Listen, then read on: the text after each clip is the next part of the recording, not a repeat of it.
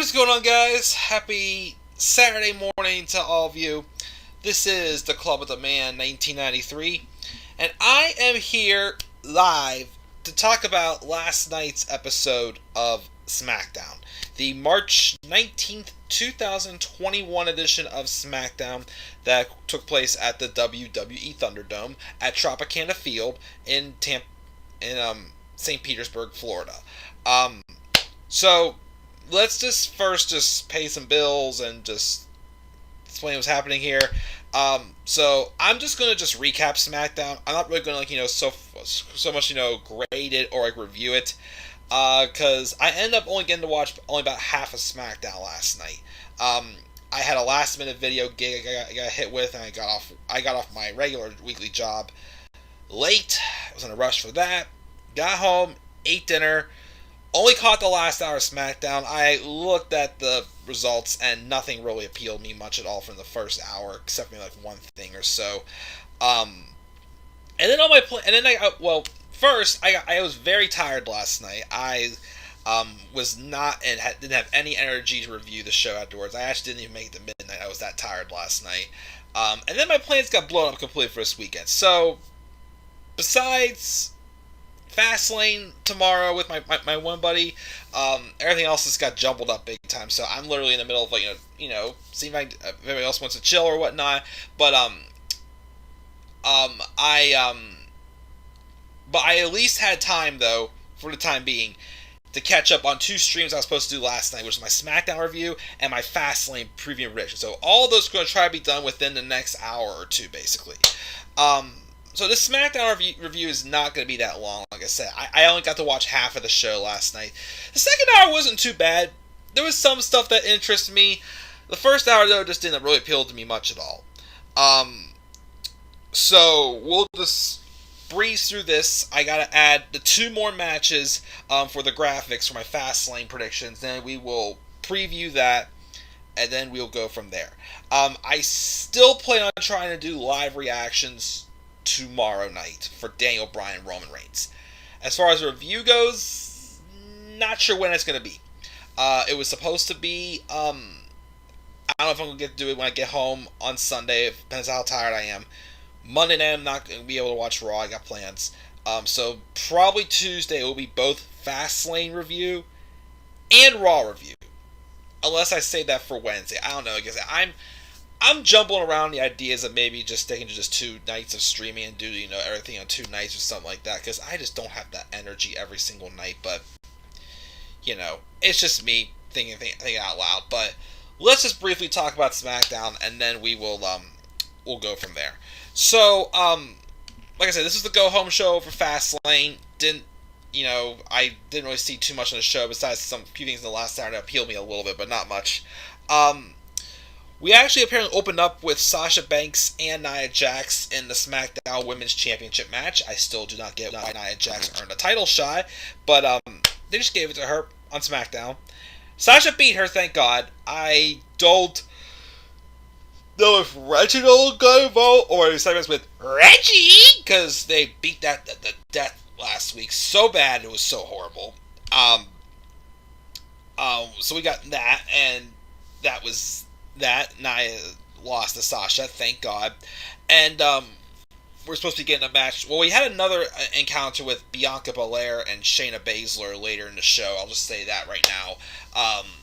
And then Nia Jax, it looks like, did they win that match or it ended in a no contest because Natalya and Tamina interfered and took out both Bianca Belair and Shayna Baszler. So I'm still wondering, even though I wouldn't want to see them in the match anyways, I'm still wondering storyline wise again, because Natalya and Tamina did defeat Sasha and Bianca last week, shouldn't they be in this women's tag title match as well? I don't get why we're just ignoring that. I mean, the whole idea of who's fighting for the women's tag titles has been so bad since Rumble.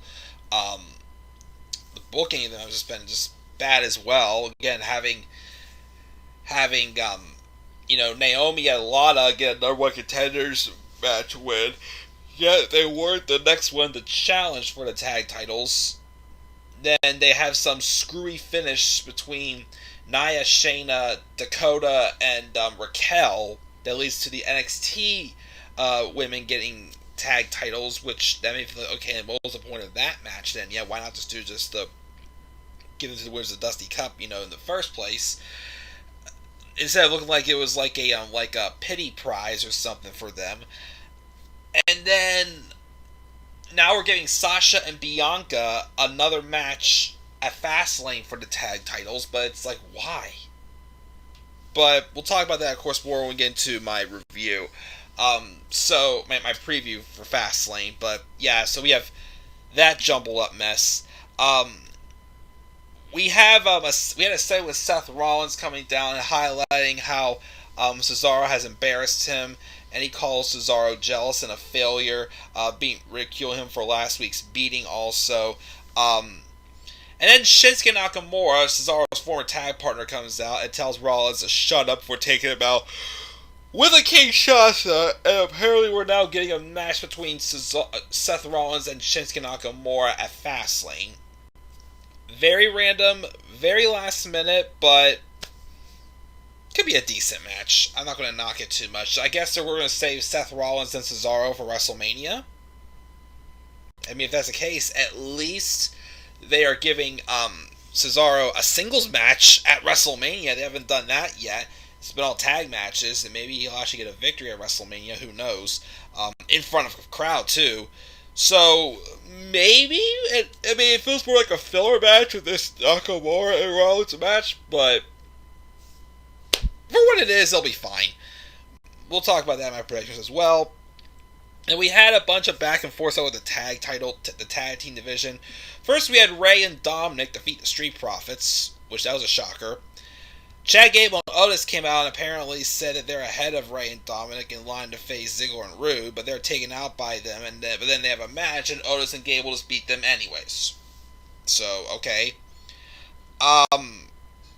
Sami Zayn was asking Kevin Owens to be part of his documentary again, but Owens says Zayn is twisting reality to fit his narrative, and it's not happening, basically. Here's where I did turn on the show.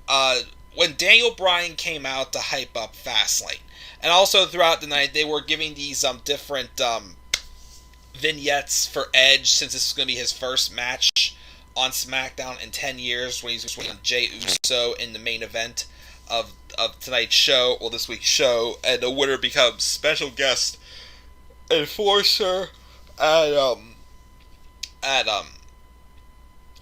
the Universal title match at Fastlane. But Bryan comes out and hypes up the match, saying how Jey Uso would not be honest, but Edge, though, is the ultimate opportunist. So there's reasons to not trust either one as special guest enforcer. Which I'm still asking, why on earth are we still having a special guest enforcer, though? Because it feels so unnecessary for this feud. Which, again, will, which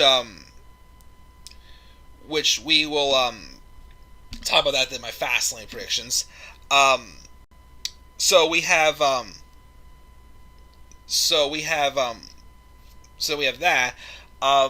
But then Bryan says he promises he's going to make Roman Reigns tap out at Fastlane, which Roman comes out and was like, haha, you got no chance tapping me out, and I'd rather die in the ring than tap out to you.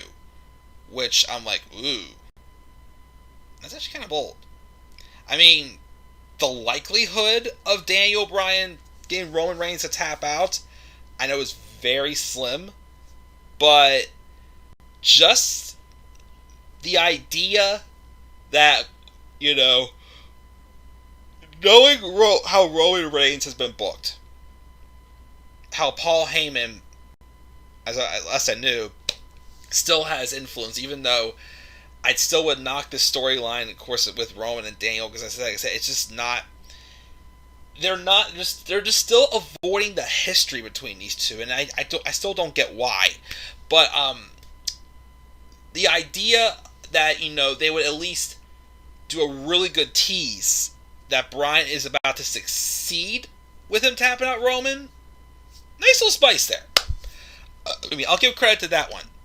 Um, so we have that, and then they hyped up this next match literally as the most unanticipated match in SmackDown history. They literally told you from the get-go, okay, nobody wants to see this match. Well, if you're hyping it up as the least anticipated match, then why are you even having it on the show? It was Sami Zayn and King Corbin. And King Corbin won. During the match, though, Kevin Owens was on commentary. And like Sammy is expecting Kevin Owens to, back up his conspiracies, but Kevin Owens basically was not doing it. And then Sami Zayn attacks him, was like freaking out, saying, "Are you blind? I'm not crazy! Are you blind? I'm not crazy!" So I guess we're having a match with Sami Zayn and Kevin Owens at WrestleMania. Not gonna lie, that does intrigue me. The only thing is, though, I'm trying to think about the story they're gonna really tell with it. Like, if they're going to try to tell a story that they're trying to tell between Sasha and Bianca, not Sasha and Bianca, Sasha and Bayley, where it's like, okay, both of these women would have turned on the other, but for Sasha it's all business. Bayley's just gone crazy.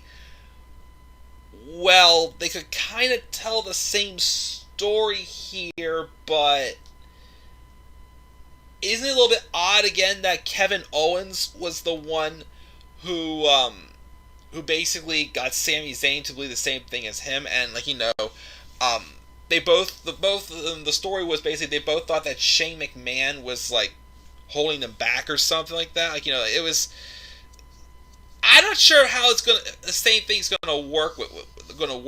I'm not sure what story they're gonna tell, but these two have not been face to face with each other for a long time, which was good because obviously we all know how great of chemistry both Kevin Owens and Sami Zayn have with each other. The problem was for a while they were beating that match to the ground to death, and it's like, okay, you can't be doing that with two guys who can have like classics such as NXT TakeOver Rival or NXT TakeOver Unstoppable, their matches there, or even their matches at Payback 2016 and Battleground 2016. Even, of course, one match I always, seems to be very underrated, when they were involved in that fatal 4-way IC title match at Extreme Rules 2016, was those two, Miz and Cesaro. Those two have excellent off-the-chart chemistry and work so well with each other, but you can't keep beating the same match to death. But it's been a while since we've had that happen. So the fact we're having that WrestleMania, it excites me. It's just that I don't know what story they're going to tell with it. That's going to actually make sense. Since, again, Kevin Owens technically, got Sami Zayn going nuts over this with kind of like the same thing as, so it's not really so much business. It's just, I don't know. We'll have to see what they do. We'll have to see what truth they convince me of. So, we'll see where that one goes. So we got that, and but still intrigues me. I would personally love to see, again, a dream match between those two for me is still an I Quit match. What if it was like, see, I'm not sure why we do I Quit though, because, although I hear rumors that Sami Zayn's contract's coming up, and I don't know if he's going to re-sign or not, basically, it could be simply say I quit, meaning that Sami's going to stop, believing that there's a conspiracy against him. Basically, this whole thing of like, there we go. Sami Zayn saying no excuse, basically Owens saying, quit making up excuses and get in the ring and fight. You're only going to lose to me, and when you lose to me, you're going to know it. You're going to, admit you lost. That's why he's saying I quit. Boom, there. That's the story there. Sami Zayn's, making up excuses and whatnot, leads to an I Quit match. Kevin Owens says, well, if you don't want excuses, then make me say I quit, and I'll make you say I quit. That works. That I like that. I actually like that. I'm not sure what you guys think in the live chat. I know this isn't UFC. And oh yeah, happy late birthday, JR. Thank you very much for that. Anyways, so yeah, that would interest me. What also still interests me also is this stuff with Apollo Crews and Big E. They had like a dual screen interview where Big E wants vengeance while Cruz says he will be victorious. Big E then leaves to search for Cruz, and he actually drove around in a golf cart. Eventually, he found Cruz in the hallway, and they had a nice vicious brawl. Again, intrigued by this match still. I still question though that accent that Apollo Crews uses in this character. I mean, if the idea is that Apollo Crews is trying to talk like how he feels he should be, because he's basically saying his character is basically him saying, who he really is, and the idea of him, doing the accent he's doing, then I get that. But the fact that he's just doing it for the heck, if they're doing it, he's doing it for the heck of it, like I don't know. It's like something still seems off with them adding in the accent. Like something else needs to be said about the accent for me to make it a little. I don't know what it is with it, but the accent's still a little bit strange to me. But maybe something that just needs a little more time for me to grow, because that's not how Apollo Crews has normally been talking when he's had a chance to cut promos in WWE. But that match at Sunday, it'll be good. I still think we need a stipulation to it though, because they've already fought 2 or 3 times already. So now we're having it on pay-per-view. Besides the IC title being on the line, I feel a stipulation should be added. But we'll talk about that match as well when we get to my preview and predictions. I already talked about Bianca Belair and Shayna Baszler, and then the main event was Edge and Jey Uso, and Edge won, and it's gonna be the special guest enforcer in the Universal title match on Sunday.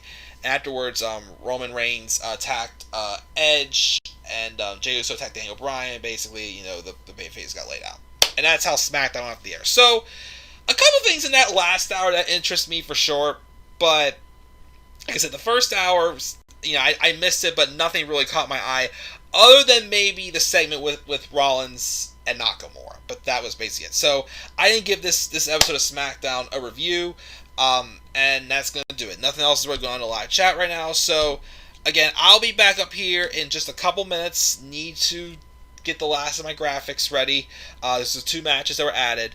And then we'll preview Fastlane in just a few minutes. So, guys, that's my recap of SmackDown. What are your thoughts on SmackDown for this week? And, what are your thoughts going to be for Fastlane, which I'll be having come up in just a few minutes? Make sure to leave your thoughts down in the comments section below.